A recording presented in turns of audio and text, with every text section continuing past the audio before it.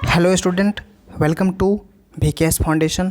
मैं हूं आपका होस्ट एंड दोस्त विश्वनाथ कुमार। आज के इस टॉपिक में हम पढ़ने जा रहे हैं क्रांतियों का युग। ये जो टॉपिक है उस चैप्टर का नाम है यूरोप में राष्ट्रवाद का उदय। तो अब हम चलिए इस टॉपिक में देखते हैं। क्रांतियों का युग है 1830 से 1848 तक क्रांतियों का युग चला था।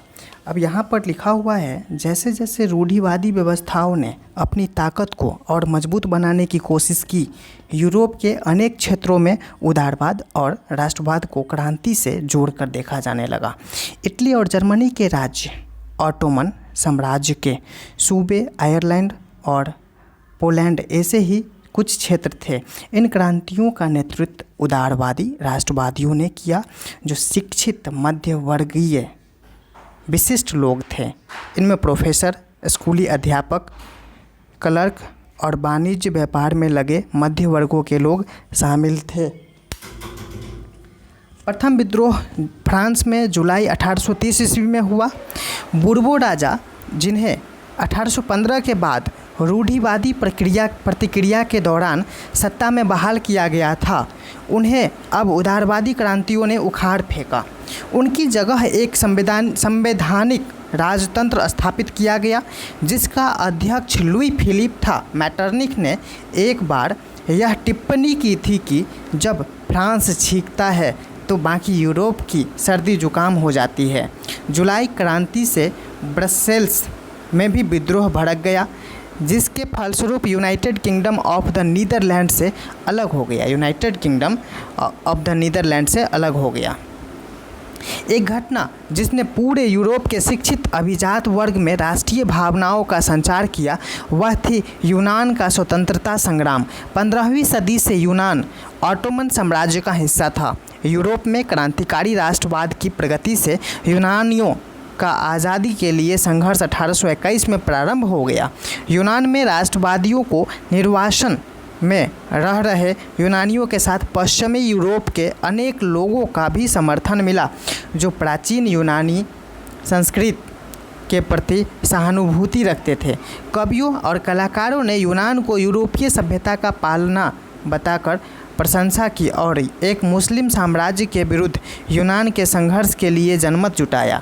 यहाँ पर जो है कवि और कलाकार जो थे यूनान के, उन्होंने यूनान को यूरोपीय सभ्यता का पालना बताकर प्रशंसा की। यूरोप के सभ्यता का पालना किसने बताया? कवियों और कलाकारों ने यूनान को यूरोप का पालना बताया।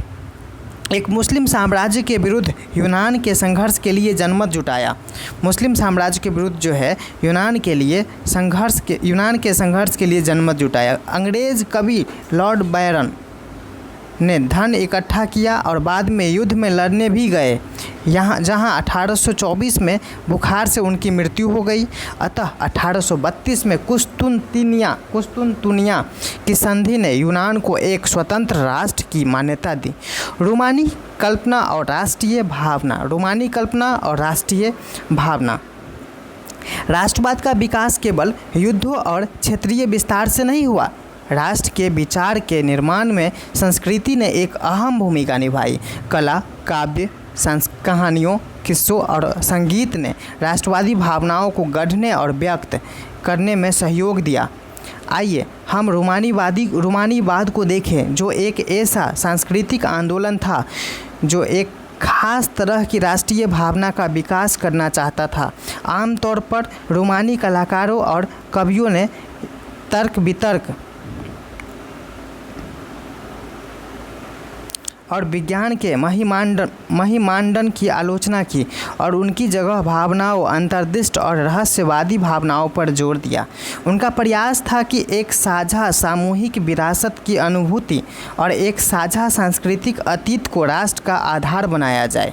जर्मन दार्शनिक योहान गॉटफ्रीड जैसे रोमानी चिंतकों ने दावा किया कि सच्ची जर्मनी संस्कृति उनके आम लोगों में निहित थी। राष्ट्र की सच्ची आत्मा लोकगीतों, जनकाव्यों और लोक नृत्यों से प्रकट होती थी।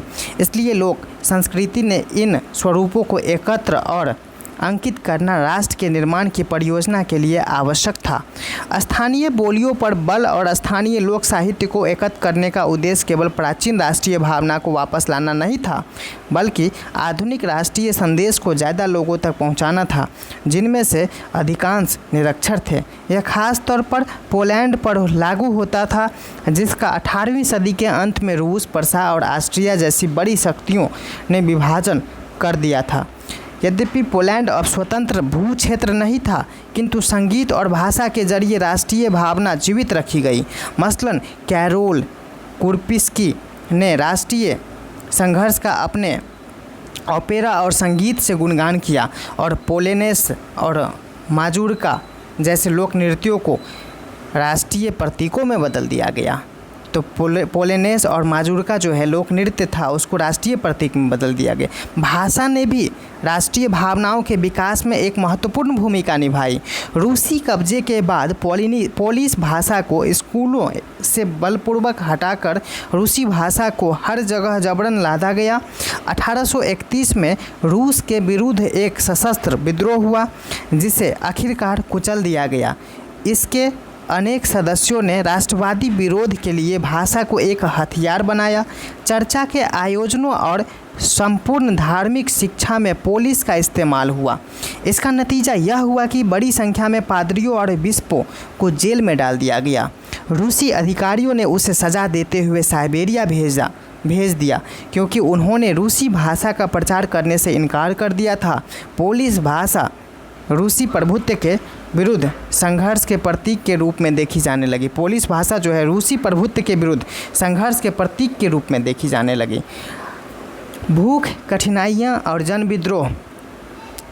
1830 ईस्वी का दशक यूरोप में भारी कठिनाइयाँ लेकर आया। यूरोप में जो है 1830 ईस्वी में जो जन विद्रोह होने लगा, वो काफ़ी ज़्यादा कठिनाई उत्पन्न कर दिया। 19वीं सदी के प्रथम भाग में पूरे यूरोप में जनसंख्या में ज़बरदस्त वृद्धि हुई। ज़्यादातर देशों में नौकरी ढूंढने वालों की तादाद उपलब्ध रोजगार से अधिक थी।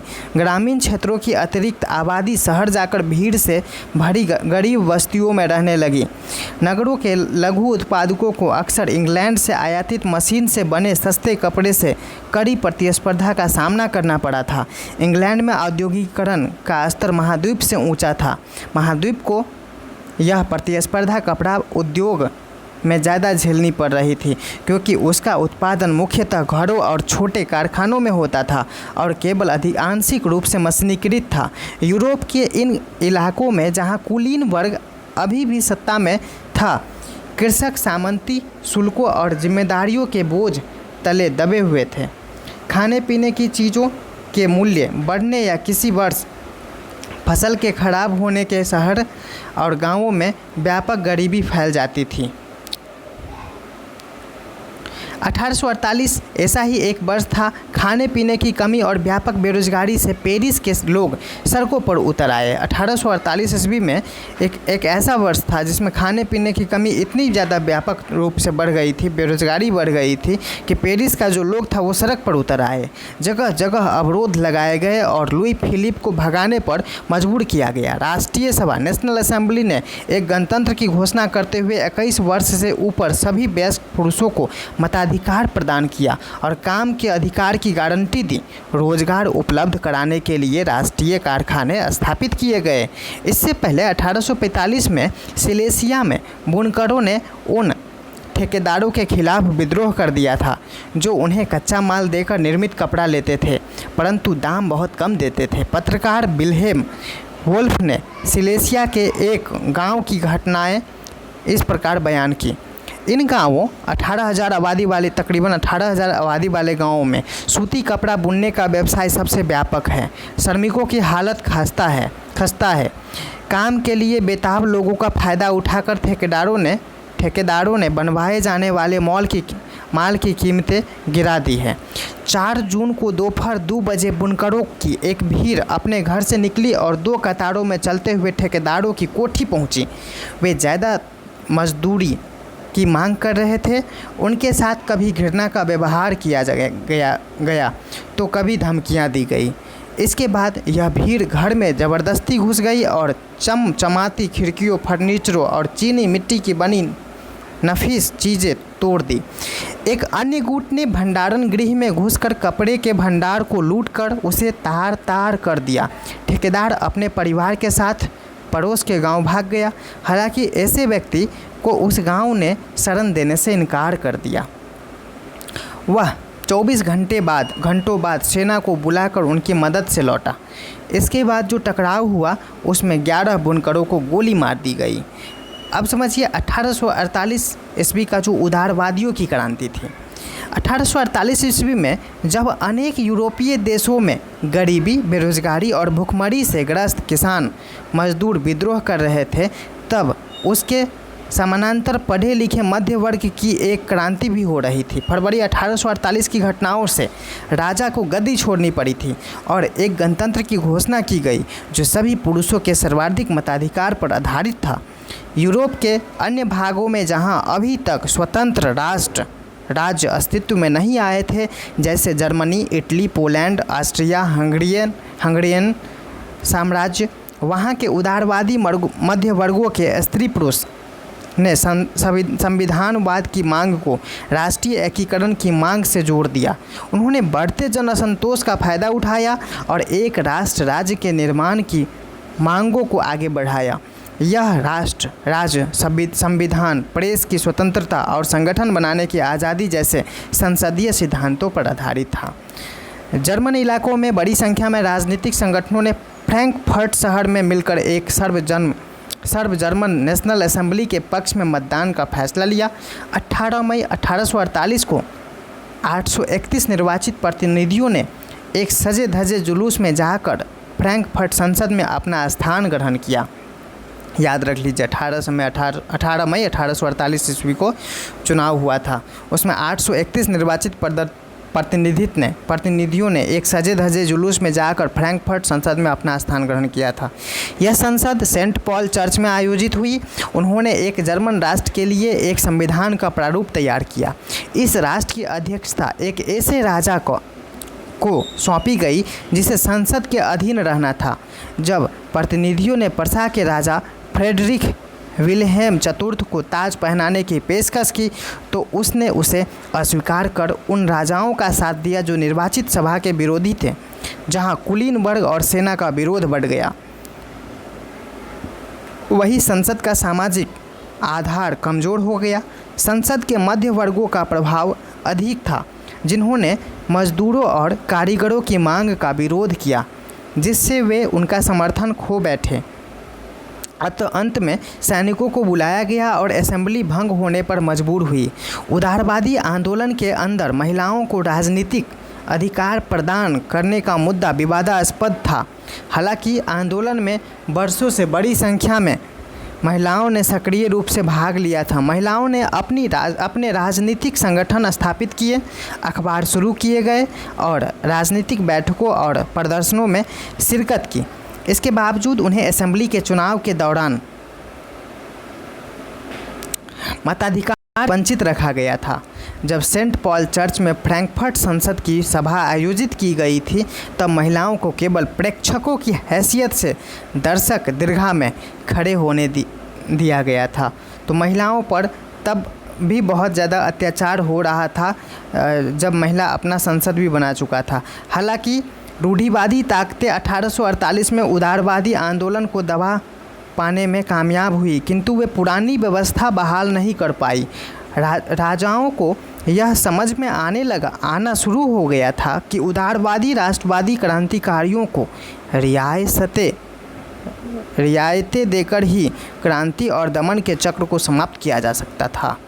अतः 1848 के बाद के वर्षों में मध्य और पूर्वी यूरोप की निरंकुश राजशाहियों ने उन परिवर्तनों को आरंभ किया जो पश्चिमी यूरोप में 1815 से पहले हो चुके थे। इस प्रकार हैब्सबर्ग अधिकार वाले क्षेत्रों और रूस में भूदासत्व और बंधुआ मजदूरी समाप्त कर दी गई।